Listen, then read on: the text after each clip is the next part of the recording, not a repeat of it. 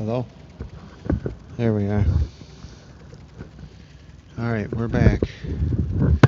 Ongoing teaching, say their name square.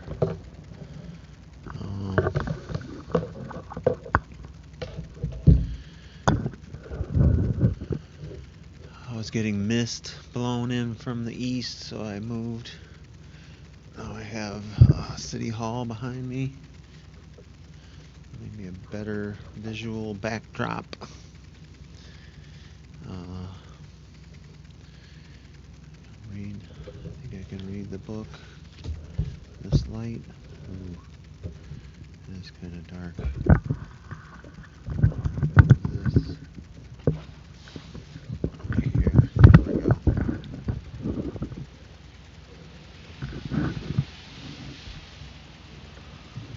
There we go.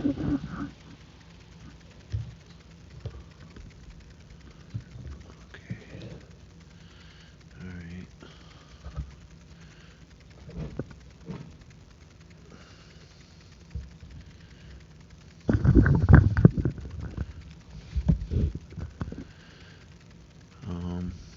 We're reading, this is day 11 of the ongoing teaching, say their name square.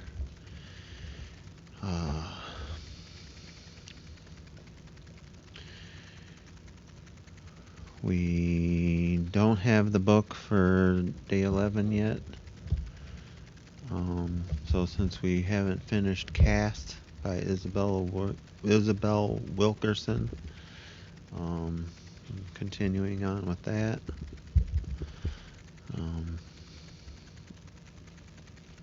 We're on chapter 21, The German Girl with the Dark Wavy Hair, on page 279.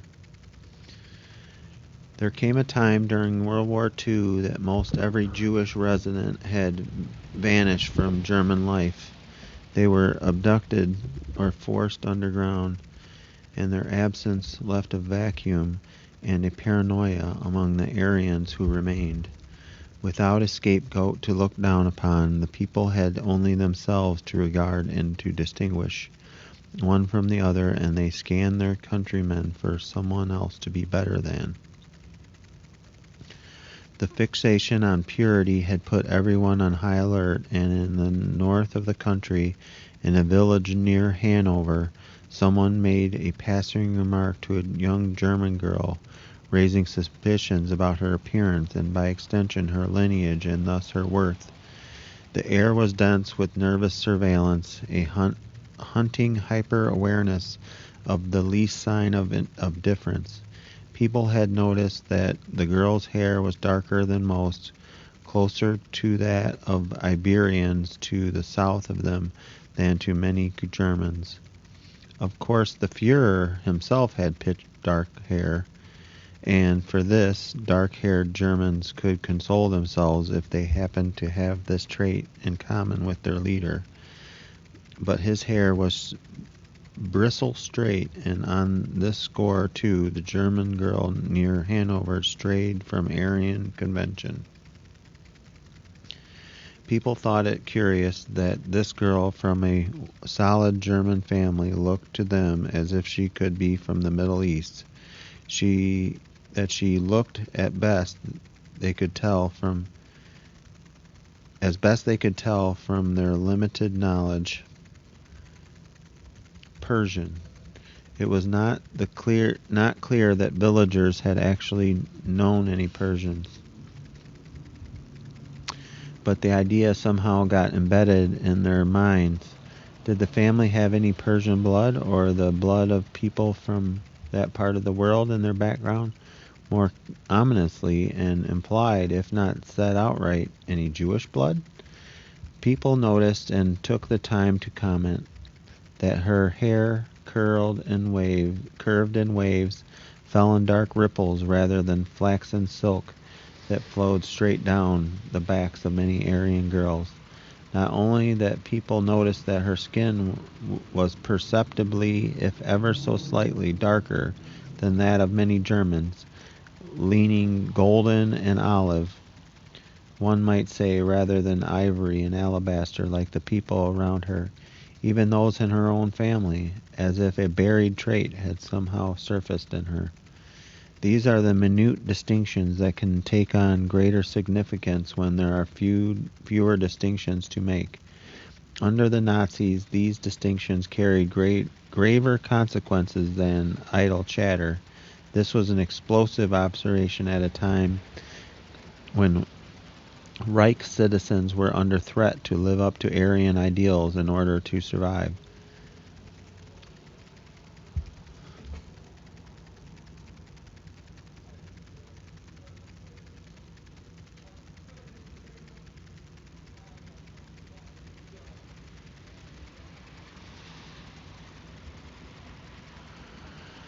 Alright, just somebody walking and talking, I guess.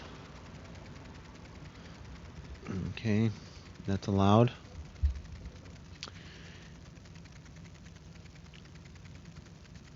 People noticed and took the time to... Okay, I've read that.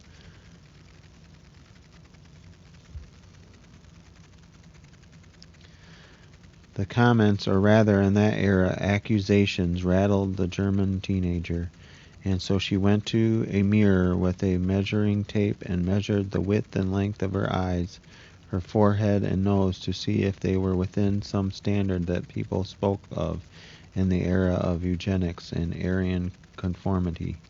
She had pictures taken of herself, gauging the features of her face to find some reassurance beyond her hair and skin.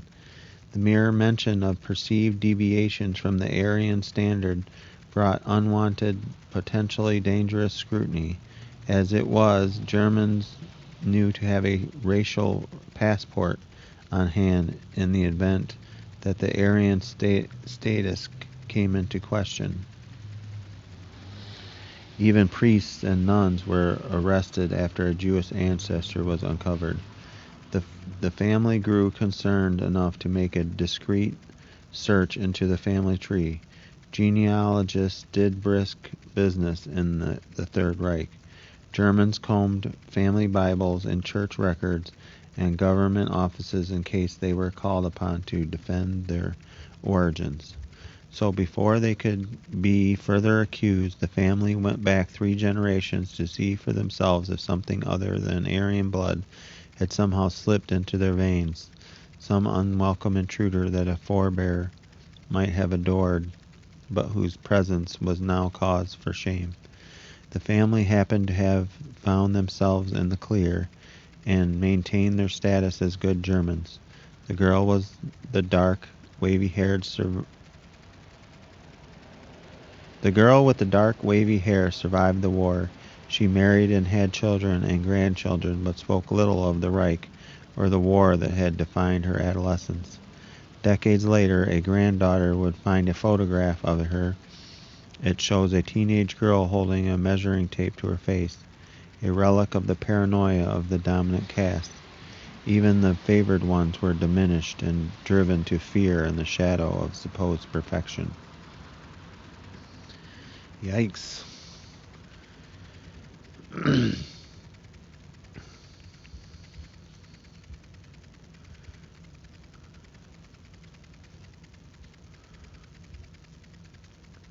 Chapter 22, the Stockholm Syndrome and the Survival of the Subordinate Caste.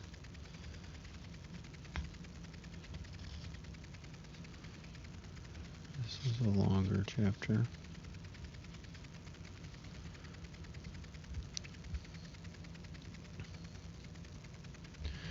Over the centuries, people at the margins have had to study those at the center of power, learn their invisible codes and boundaries, commit to memory the protocols and idiosyncrasies, because their survival depends upon knowing them as well as if not better than their own dreams and wishes. From the sidelines, they learn to be watchful of the needs and tempers of the dominant caste.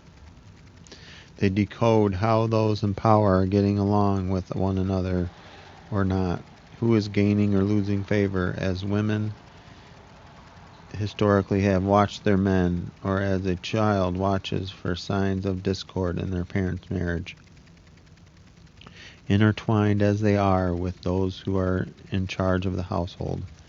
They must develop powers of perception if they are to navigate from below.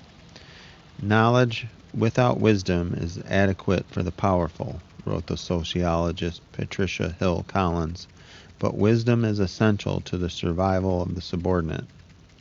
To thrive, they must somehow adjust themselves to the expectations of the dominant caste, to play out their role upon the stage, and while they may choose not to fully submit, they find that things go easier for them if they default to the script handed down through the ages, if they accept their assignment of serving and entertaining, comforting and consoling, forgiving and any trespass without expectation of atonement from these trespassers. The first moral duty is a resignation and acceptance, wrote the social anthropologist Edmund Leach of the expected behavior of the lower caste in India. The individual gains personal merit by fulfilling the tasks which are proper to the station into which he has been born. The rewards for virtue will come in the next life.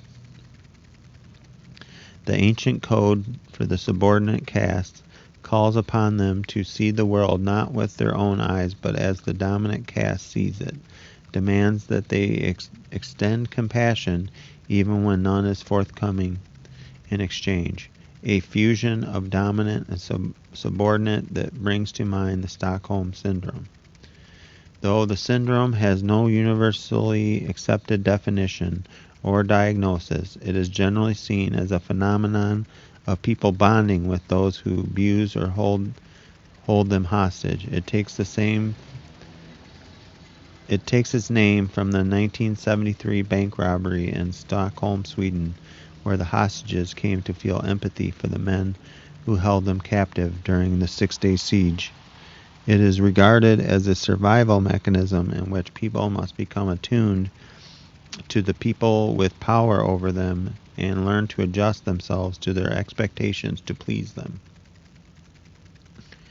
In the fall of 2019, a Dallas courtroom became a set piece for the display of the interlocking roles and power imbalances of caste. In a rare case in American history, a white former police officer was convicted of killing a black man who had been having ice cream and watching television in his own apartment. An apartment the officer argued she had mistaken for her own. The conviction carried a sentence of up to 90 years.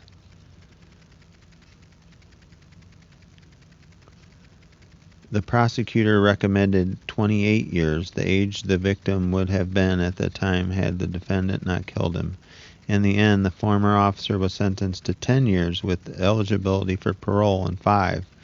The brother of the slain man extended his forgiveness to the dominant caste woman who had killed his brother, and he hugged her in a scene that went all over the world. As the dominant caste woman was sobbing over her conviction, the bailiff, a black woman, went over to her and began stroking the blonde hair of a woman who had killed an innocent man of the bailiff's own caste. Had the inverse occurred and a black man taken the life of a white woman under similar circumstances, it is inconceivable that the murder sentence would have been 10 years, or the felon been hugged and his hair stroked, nor would it be remotely expected. Many observers in the dominant caste were comforted by the bailiff's gesture, which they saw as an act of loving, maternal compassion. Many in the subordinate caste saw it as a demeaning fetishization of a dominant caste woman who was being extended comfort and leniency that are denied African Americans, who are treated more harshly in an era of mass incarceration and in society overall. Was the bailiff showing empathy for a fellow officer? Was she patting her down as some thought? And if so, why does she not wear gloves or have the convict stand? And why stroke only her hair? Was the bailiff channeling the convict's pain?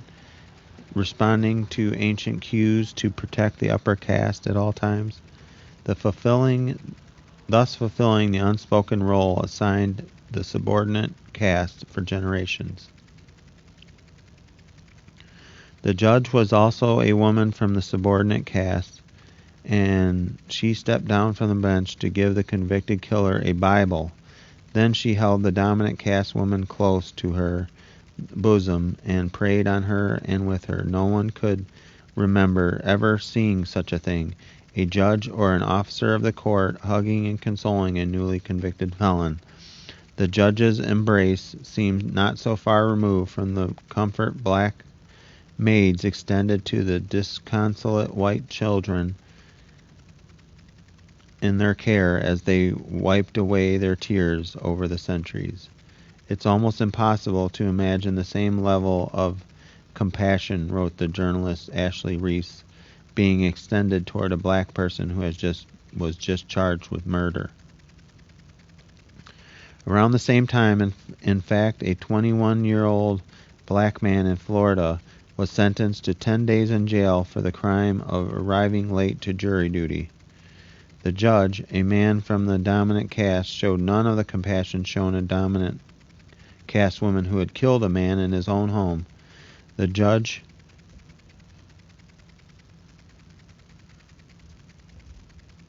excoriated the young juror, threw the full weight of the law at him for a single misstep rather than show mercy. The judge even took the young man, DeAndre Somerville, to task over the composition of the jury, saying that the man was needed at the trial because he was the only black juror. Somerville was in fact singled out and held to a different standard from white jurors. He alone was being blamed for inadequacies of a system that happened not to have enough people who looked like him.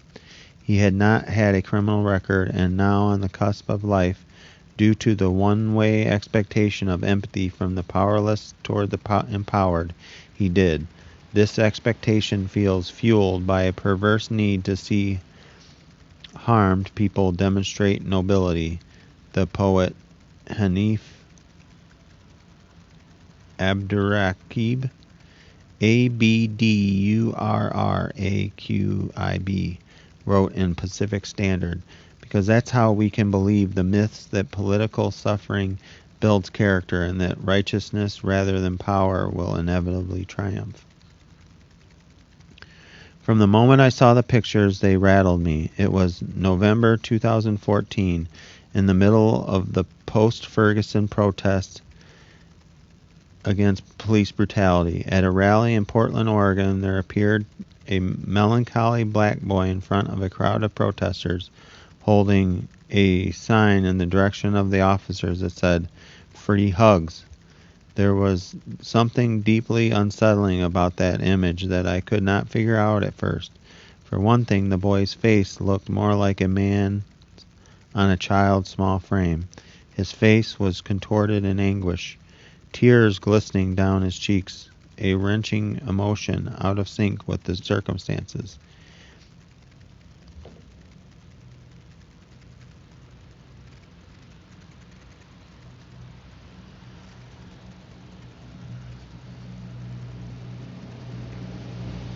He was wearing a fedora that seemed of another century. He did not have the carefree look of a child, nor the affectionate cheer of someone offering hugs to strangers. A white officer responded to the sign and hugged the boy. The photograph went viral, shown on every television network. It comforted many in the dominant caste to see this gesture of compassion and grace. Here was a black child wanting to hug someone from a group that he had been in contention with. Young black males in the months before this encounter, they were moved by the way the boy hugged the officer long and deep, as if clutching him for dear life. What was disturbing about the picture could only be seen if one applied the same standards of human behavior to subordinated people as to others. Few black mothers, or mothers in general for that matter, would insist that their sons and especially their black sons, go over and hug a police officer or any stranger they didn't know, and few children would willingly do so. The boy's face showed far more than discomfort, but a despair of someone older than he appeared to be. The world would not know the tragedy beneath that moment until years later. Two white women in Minnesota had adopted the boy, Devontae Hart, and 5 other black children from Texas, receiving more than $2,000 a month from the state for doing so. Over the course of 10 years, the women essentially held the children captive.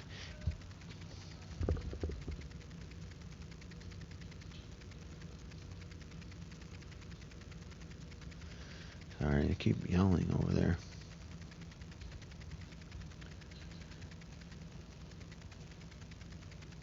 Over the course of 10 years, the women essentially held the children captive, keeping them isolated in remote locations, withholding food from them. They used them as props to attract a social media following with staged videos of the children forced to dance and sing for their captors. Off camera, the women beat the children with belts and closed fists and held one girl's hand under cold water as punishment after the woman found a penny in the girl's pocket.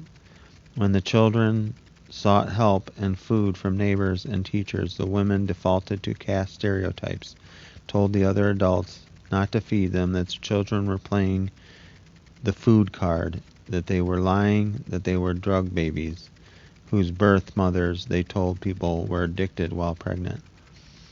Authorities in multiple states inquired into reports of abuse but seemed unable to protect the children. Even after one of the women pleaded guilty in Minnesota in 2010 to misdemeanor assault of one of the daughters, the children remained in their custody. After that, whenever anyone got close enough to intervene, the women pulled the children out of school and moved to a different jurisdiction. They were able to rely on both the patchwork of disconnected social service agencies and their own caste privilege, the presumptions of competency, and the benefit of the doubt accorded them, to evade state investigations and to deflect the children's pleas for help. That day, in November 2014, they posted pictures of Devontae hugging the police officer and got adulation from people all over the world. People saw what they wanted to see and not the agony in the face of a 12-year-old boy who had the body of an 8-year-old due to starvation. His hug, on some level, a bid to be rescued. People saw a picture of black race when what the world was actually looking at was an abused hostage. On March 26, 2018, with caseworkers closing in, the two women put the children in their SUV and drove off a cliff in Northern California along the Pacific Coast Highway, killing themselves and the children they had held captive. Blindness to the depth of pain in the boy's face, the latitude granted these white saviors to abuse children seen as throwaways, the collective desire to solve tribal wounds with superficial gestures of grace from the wounded. All of these things contributed to this tragedy and haunt many of us still. We were all witness to a crime that ended in horror.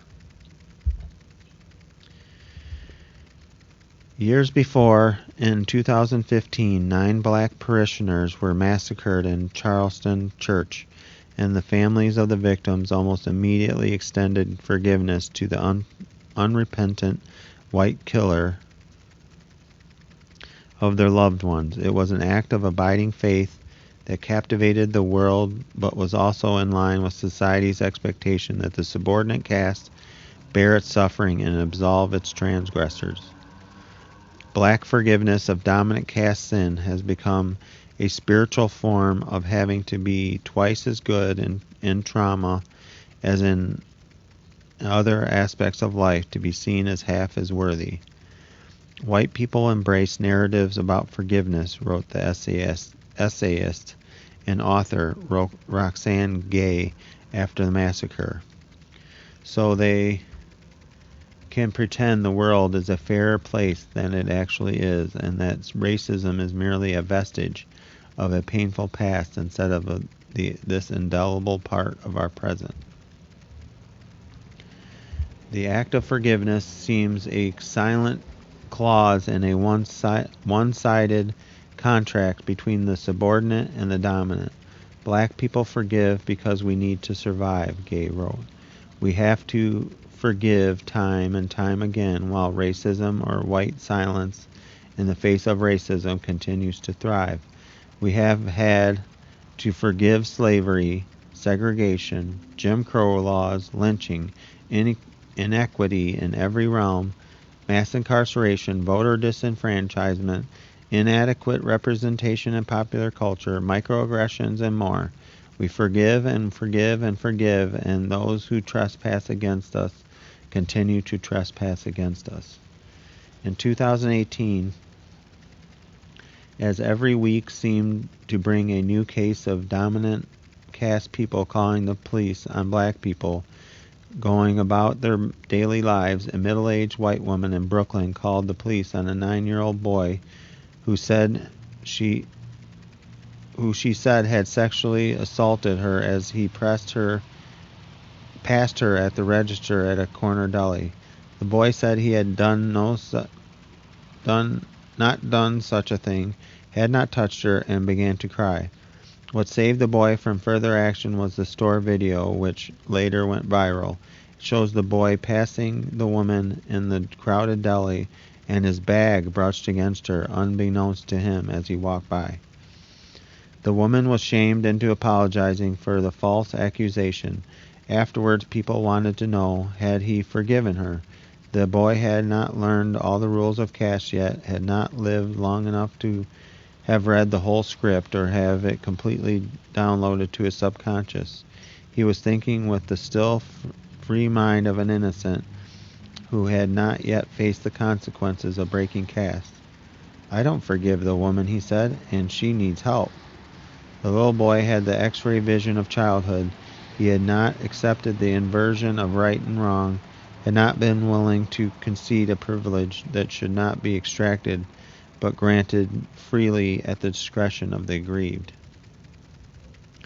What white people are really asking for when they demand forgiveness from a traumatized community is absolution, Gay wrote. They want absolution from the racism that infects us all, even though forgiveness cannot reconcile America's racist sins.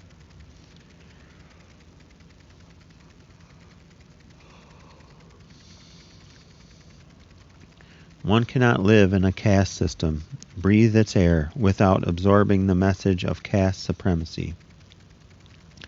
The subordinated castes are trained to admire, worship, fear, love, covet, and want to be like those at the center of society, at the top of the hierarchy. In India, it is said that you can try to leave caste, but caste never leaves you. Most immigrants to the United States from India are among the most accomplished and well-to-do from their mother country, and thus few Dalits have the resources to get to America. By some estimates, Dalits are less than 2% of people of Indian descent in America. For those who manage to make it across the ocean, caste often migrates with them. And so a brilliant Dalit from India, a PhD at a prestigious university on the East Coast, paced and shifted his weight from one foot to the other, growing agitated, triggered in the common parlance of early 21st century America, at the very mention of the surnames of his upper caste countrymen. These are names that might have little meaning to most Americans, but which signify rank and privilege in India. The names Gupta and Mehta, Mehta, and Mukherjee, Mukherjee, common among Indian immigrants in America, are among the most revered in their homeland. These names, the Dalit scholar said, shaking his head and looking down toward the carpet. I can't look them straight in the face. I can't look them in the eye. I don't know what to say. These were our masters. My grandfathers were the workers of their grandfathers. I would never be invited inside their homes. In India they would not speak to me. Man, I could not imagine talking with them even here in America. They are of a completely different caste from me. He began pacing again. The trauma to cross that line, he said. I have been here 3 years. I still do not have the confidence to talk with them. At the bottom of the hierarchy,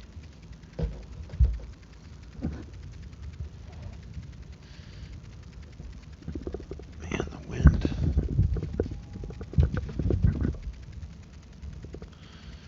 All right.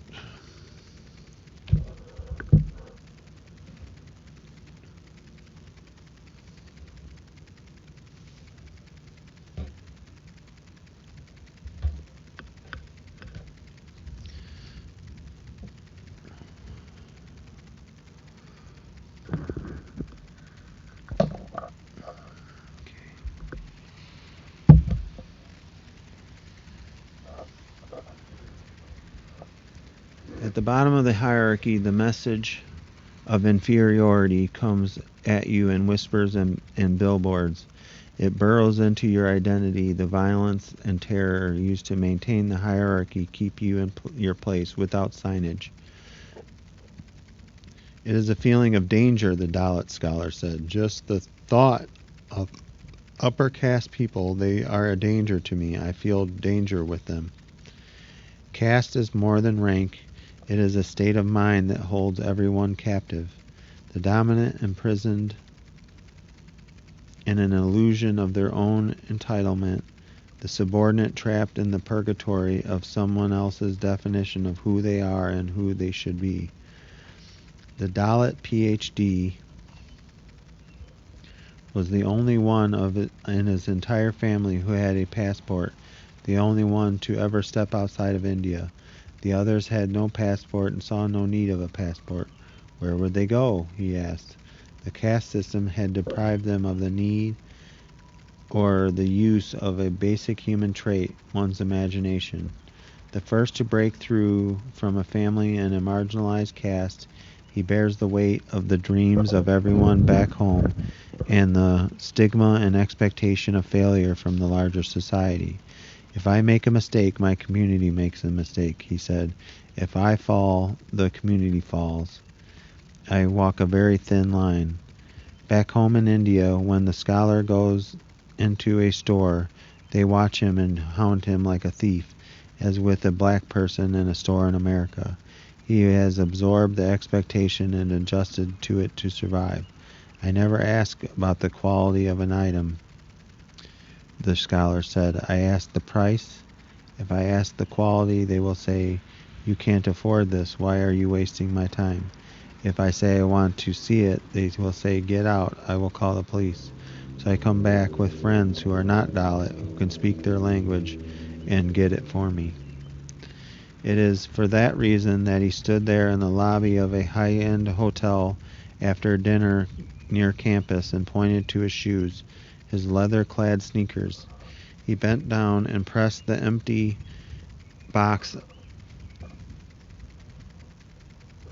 toe box of his sneakers. "These shoes I bought," he said. "They are not my size. They are too big for me. I bought them because I did not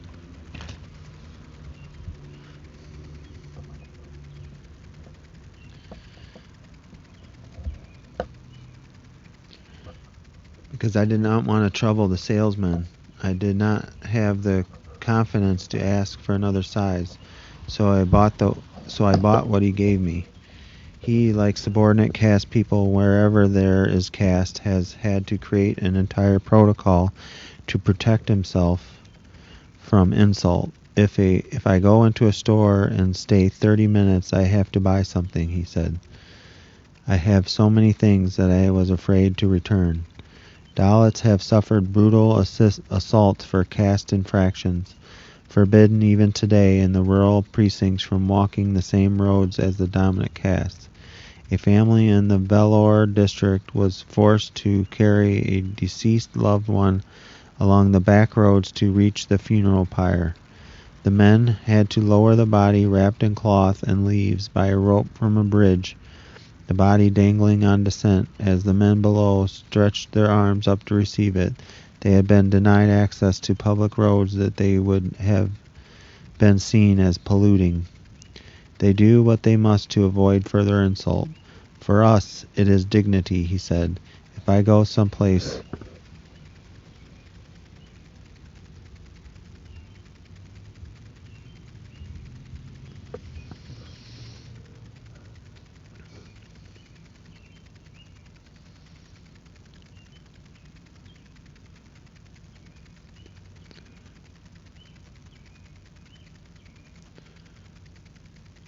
For us it is dignity, he said. If I go someplace, they might say, you can't afford this, you are wasting my time. So when I go to a restaurant, I don't want to take up the waiter's time. They might attack us, and then they say that we are hostile, when for us it is a matter of dignity. Our dignity is under assault. He once accompanied 2 white American women to a store and was astonished at their behavior. They took up the owner's time and did not buy anything, he said. I could not imagine doing that. The fear runs deep within his soul. I asked him, is this fear of anticipated rejection or the actual rejection itself? It is the former caused by the latter, he answered. What would help you feel better in these situations? I asked him. What I need is to feel better inside of my own skin, he said.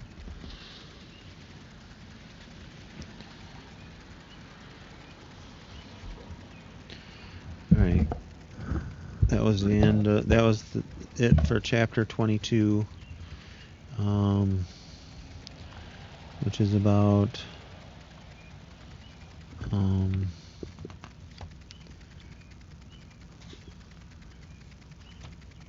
Stockholm Syndrome and subordinate castes. Talked about Botham Jean's brother forgiving the white cop that burst into his home and killed him while he's eating ice cream. Talked about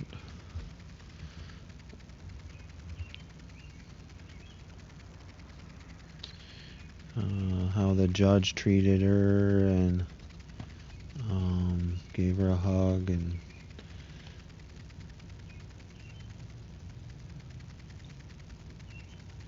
how in a rally in Portland, Oregon, a young black boy, had a sign that said free hugs, and a cop hugged him, and it went viral, and then years later it come to find out he had been kept captive and killed as his foster parents or adoptive parents drove off a cliff. Some stories from India, stories of a man from India in the United States who couldn't get over his caste training. Alright, I'm going to be right back. I need to check on some stuff.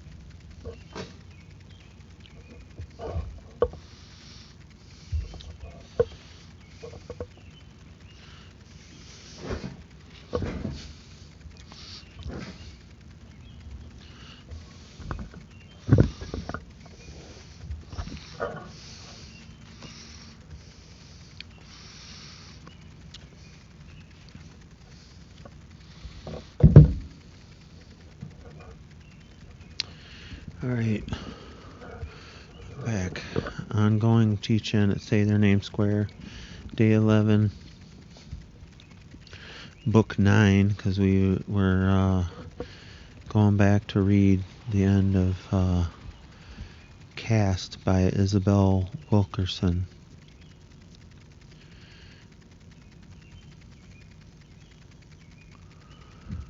Which we have about 100 pages left.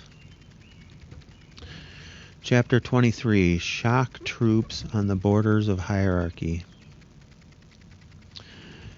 At the dinner hour on a 19th century steamboat by the antebellum South, in the antebellum South, the caste ritual went as follows. At the first bell, the white passengers were seated with the captain for their meal. After they finished, the second bell rang for the white crewmen, the engineers, the pilots, the servants. Only after all of the white people on board, of every class and status, completed their meals would the third bell ring, and the black crewmen, slaves or free, were permitted to eat. A problem arose, however, if there happened to be free black passengers in their midst. Free blacks paid their fare and were on paper in the same category as the white passengers. They were likely middle class, but what mattered was that they were lowest caste, and historically caste trumps class. It was taboo for blacks and whites to sit, stand, or eat in the same space at the same time, or even to use the same utensils. So they were not going to eat with their white counterparts or with the white crewmen who were presumably lower in class than they.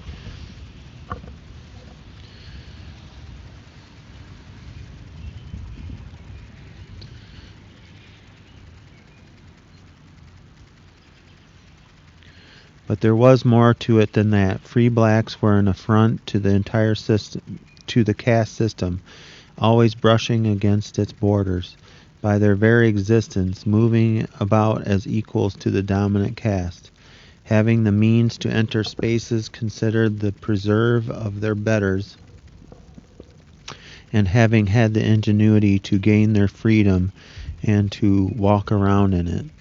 They threw the entire caste belief system into question. If people in the lowest caste had the capacity to be equal, why were they being enslaved? If they were smart enough to do something other than pick cotton or scrub floors, why then were they picking cotton and scrubbing floors? It was too mind-twisting to contemplate. After the dinner service was cleared away and everyone else aboard had eaten and retired to their cabins or posts, the small group of black passengers, all women in this case, were permitted to eat in the pantry, standing at the butler's table. From the start of the caste system in America, people who were lowest caste but who had managed somehow to rise above their station have been the shock troops on the front lines of hierarchy. People who appear in places or positions where they are. Oh, it's the newspaper woman.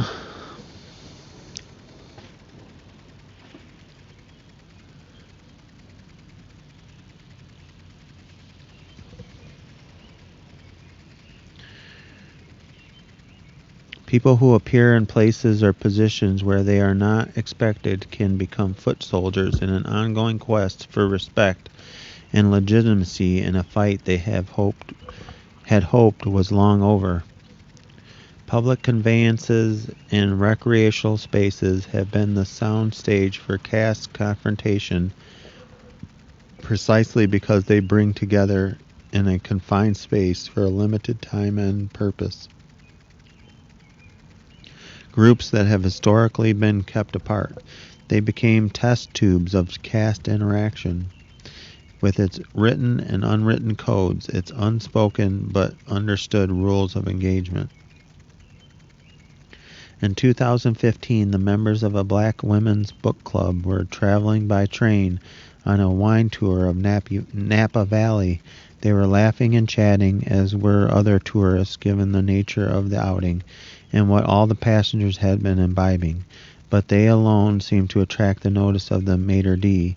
"When you laugh," the maitre d' told them, "I see it on the other passengers' faces." Soon the train stopped, and the black women, some of them senior citizens, were ejected and met by police as if we were criminals, the latter said. In 2018, the owner of a Pennsylvania golf club ordered black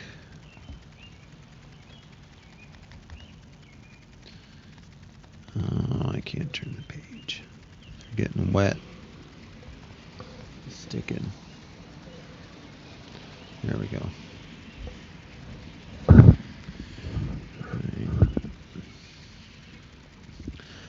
Black women club members to leave and called the police on them after white golfers complained that they were not moving fast enough. The women described themselves as experienced players, aware of the game's protocols, and said that they paced themselves according to the groups behind and in front of them. They said they noted that the men behind them were on break and were not ready to tee up. After arriving on the scene, the police determined that no charges were warranted. But the women said the confrontation had put them on edge and they left to avoid further humiliation. My work has required me to spend many, many hours in settings where I am often the only person of my ethnicity and gender, most often on planes. A flight attendant once commented on the miles I log year in and year out. "You fly more than we do," because I fly so often. I frequently have cause to be seated in first or business class, which can turn me into a living, breathing social experiment without wanting to be. The things that have happened to me are far more from the most grievous a person might suffer when traveling in a domain that can bring out the worst in most anyone, but some have stood out as a commentary on caste in action and can be demoralizing in the unexpected moment of intrusion. For a flight out of Denver, I happened to be one of the first to board the plane, along with others in the front cabin. I could see the lead flight attendant greeting passengers at the boarding door.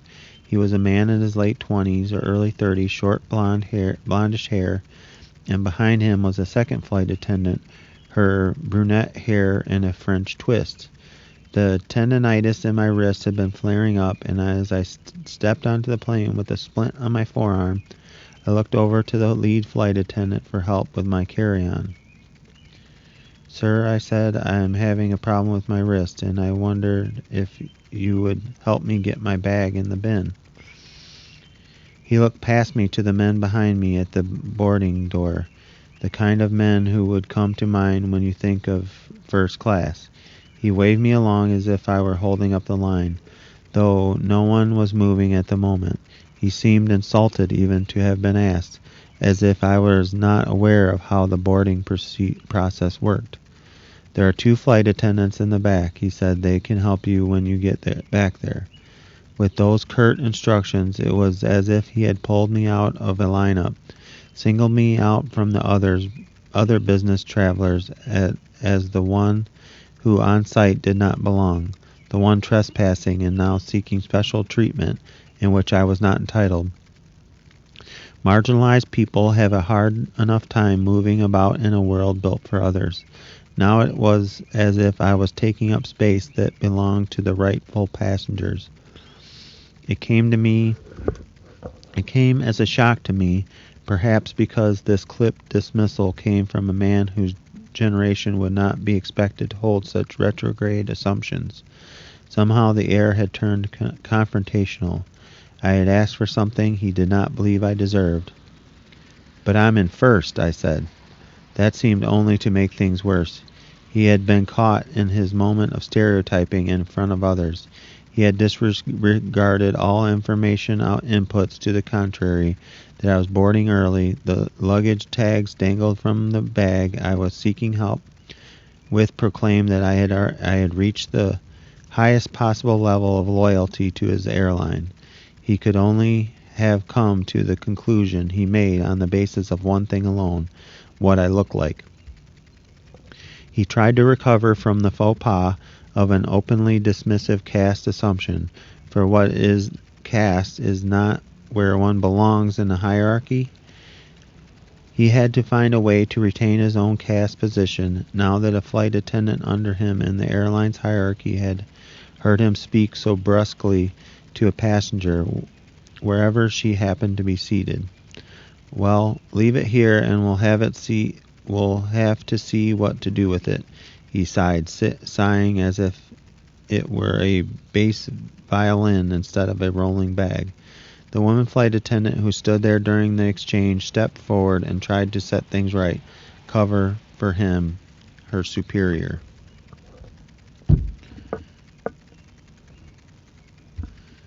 "Here," she said, "let me help you with it. What seat are you in?"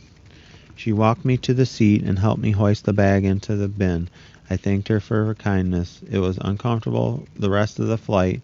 He was the only attendant in that cabin, and each time he passed through the aisle, the tension rose. I could feel the edge of it. He had been outed and punished me with a curt hostility until we landed.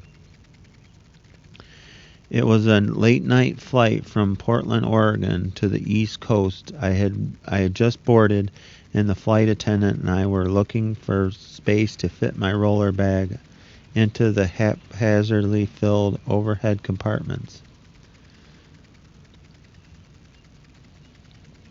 Every time the flight attendant and I touched a bag to turn it on its side or to move it to the next bin, someone said, "No, you can't touch that one. That's my bag." The man in the aisle seat behind me had 2 carry-ons overhead, taking up more space than allowed. I was anxious to get seated and out of this comfortable testing of wills. I offered to let him put his bag under my seat so that it would not take up space in front of him. Anything to get the bag stored and get on our way. "I'd be glad to do it," I told him and the flight attendant. He let out a heavy breath. "I put my bag where I wanted it. I don't want it under another seat." He took the bag from the flight attendant and shoved it under his own seat. He then began complaining to the man in the window seat behind him, a man like him from the dominant caste, seated directly behind me. That's what happens when they let just anyone in first class. The owner of the bag said to the man next to him, loud enough for anyone around us to hear. "They should know better how to treat paying customers. I paid for my first-class ticket, and this is how they treat you." The 2 men commiserated the whole flight, having found common cause and united by a shared resentment. It was a night flight, and I was exhausted from a long day of lectures. I needed to sleep. I let down the seat back.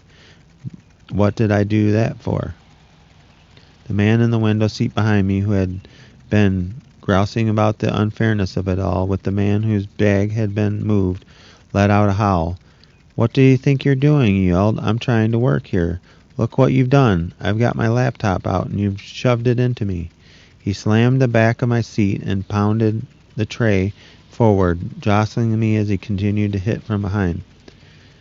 "I had no control over the seat back," I told him, looking back. "I'm just trying to get some rest."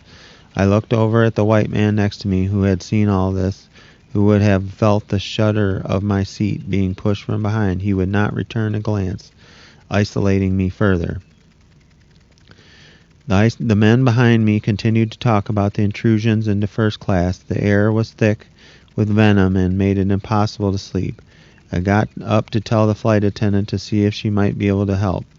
"I am desperately tired and I need to sleep," I told her. "The man behind me is shoving my seat and making it impossible to rest. Is there anything you can do? Could you explain the rules to him to diffuse the situation?" "Frankly, I don't know if it would help," she said. "Why don't you stay up here the rest of the flight?" I need to rest, I told her. I can't sleep standing up here. And besides, I have a seat, and I should be able to sit in it. I know, she said. I don't know what to tell you. It's up to you if you want to stay up here or go back. I went back and sat up straight. Across the length of the country, the caste system had put me in my place.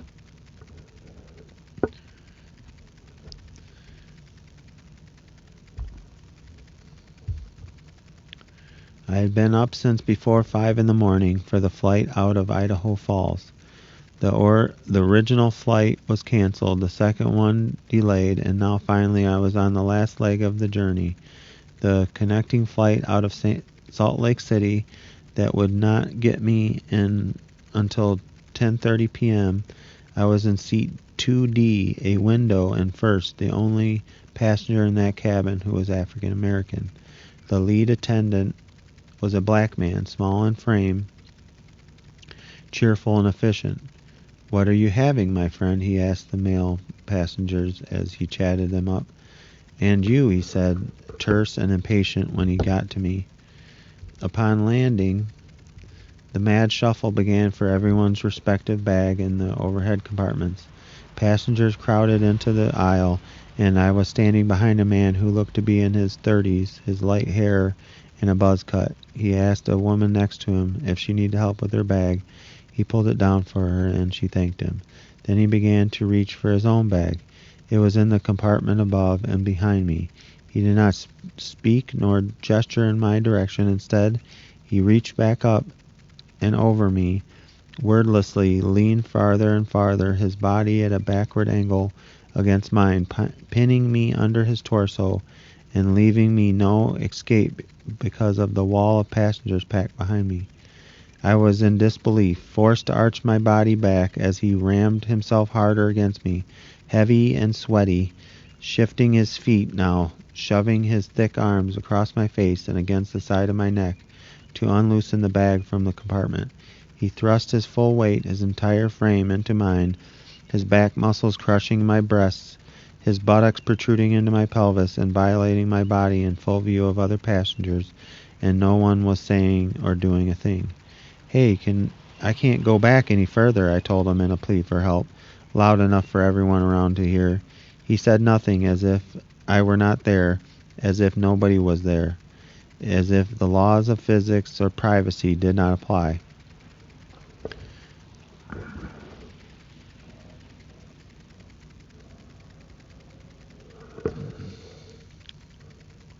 I tried to hold my head away from his shoulder blades so that I could breathe.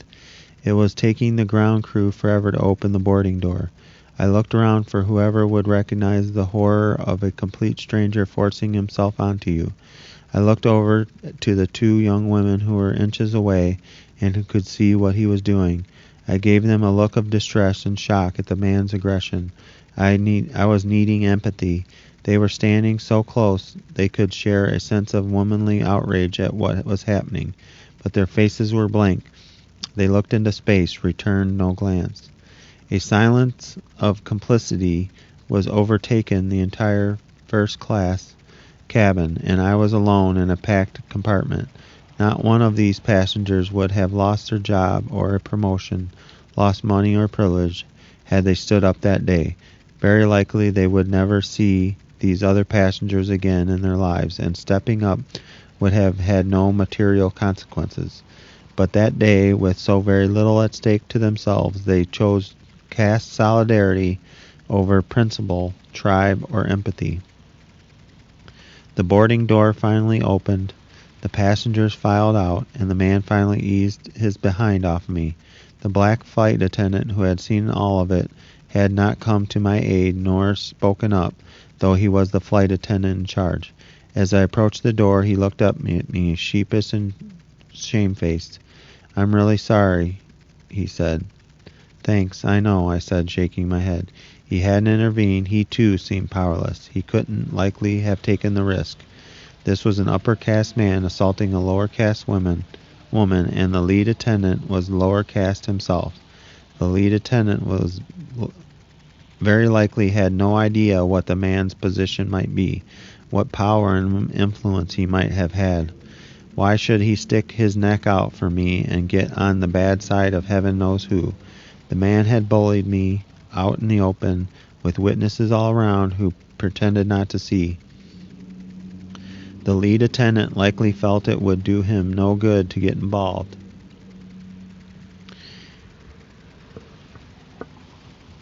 In a caste system, things work more smoothly when everyone stays in their place, and that is what he did. I was shaking and livid. Once off the plane and out in the terminal, the man who had forced me into a vertical spoon with him in front of an audience was walking with a brisk swagger several paces ahead of me. He knew full well what he had done. Cocking his head back at me, he spat out a curt "sorry" and kept walking with the entitlement that comes from knowing he could get away with it. There would be no consequences. Not one person had stepped into my defense or shown a blink of compassion. A host of factors might have made things different. Perhaps it was the lateness of the hour that inured some people. Maybe it was just the singular combination of personalities that left me without anyone to stand up to it. Change one or two seats with different people and there might have been a different outcome.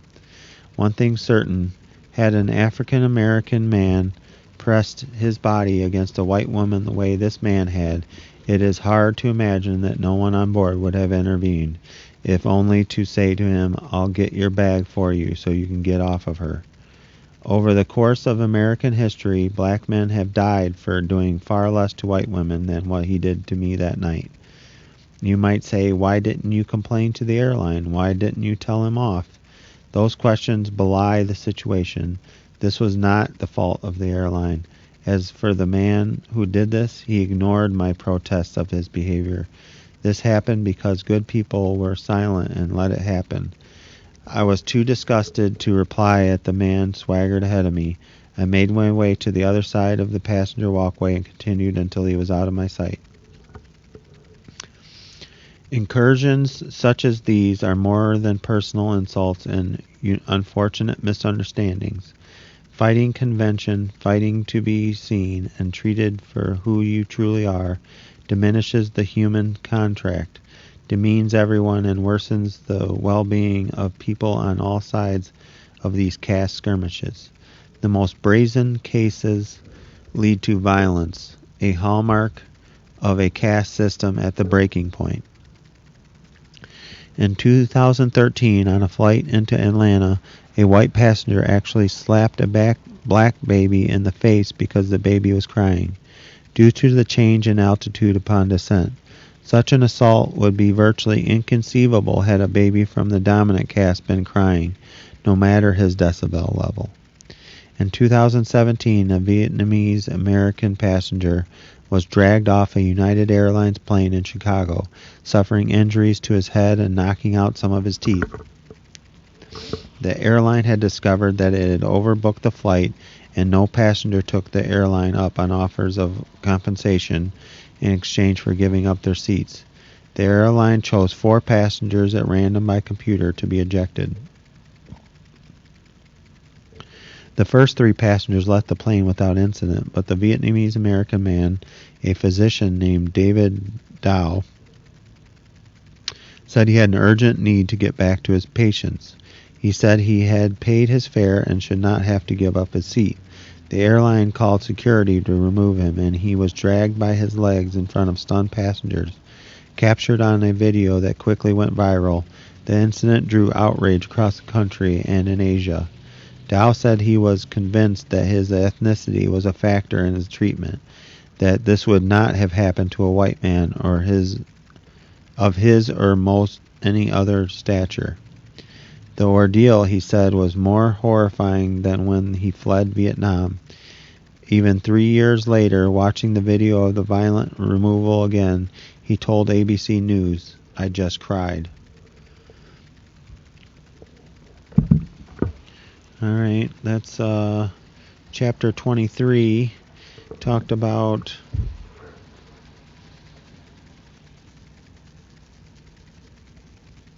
gave stories about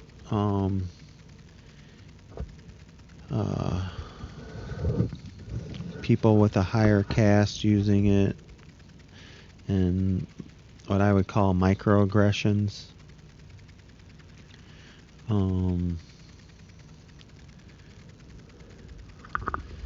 Of course, this happens every day in Rockford. We try to tie things back to Rockford.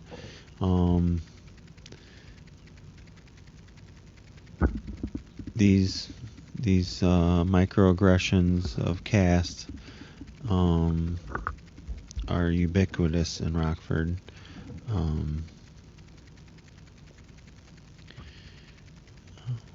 What I think of is Leslie getting kicked out, or the police called on him for not leaving when he got kicked out of Dollar General because they said he was a thief, but he never stole anything from there and had been a steady customer. He went there almost every day to get grapes and other stuff he needed at the occupation.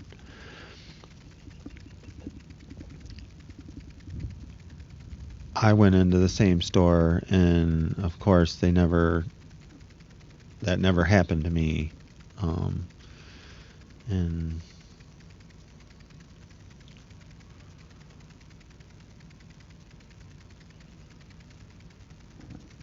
I'm going to take a little break here before chapter 24.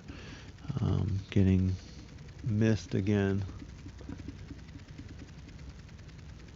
Man, it's hard to stay out of the rain.